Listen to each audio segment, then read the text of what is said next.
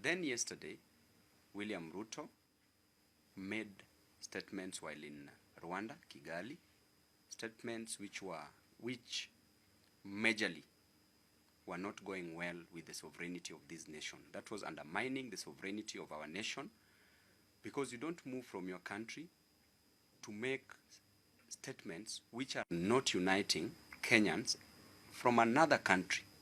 That is conduct unbecoming, that is professional misconduct, and also unprofessional conduct of him to demean the sovereignty of our country.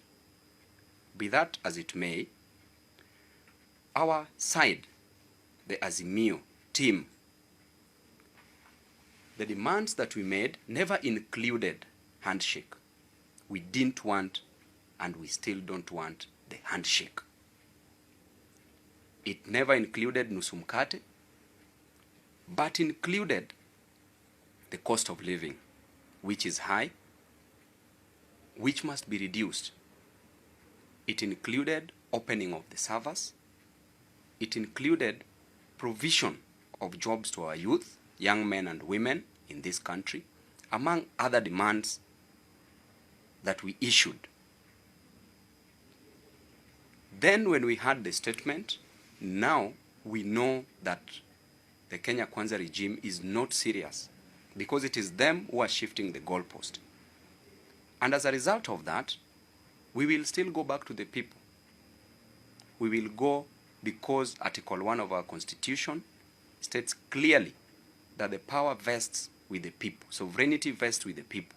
So we will go back to the people. And this time round, I can assure you that demonstrations will be held in every ward where there is an Azimio MCA, in every constituency where there is an Azimio MP, in every county where there is an Azimio governor, senator, women rep. And in Nairobi, demonstrations will be in every slum, in every constituency, in every slum, because we have the majority constituencies in Nairobi, in every street, along every highway. And we are requesting the international community, the West, give us a break. We are Kenyans. We know how to solve our problems. We can solve our problems. If you must come as part of a solution. Do not come in as part of the problem. And we are also advising you that you can stay in your countries until we solve the mess in Kenya.